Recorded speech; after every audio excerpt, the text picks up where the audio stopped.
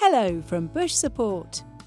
In this video, we will show you how to store a radio preset on your Bush Compact DAB FM radio. Firstly, press the Power Mode button to turn your radio on.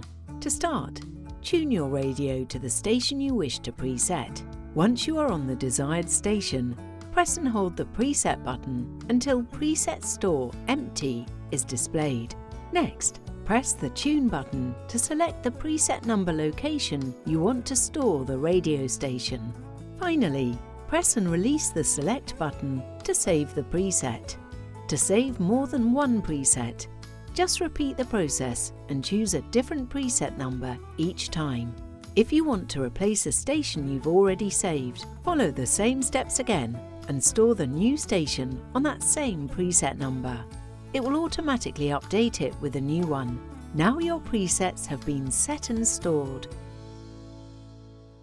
For further information, please visit www.bush-support.com.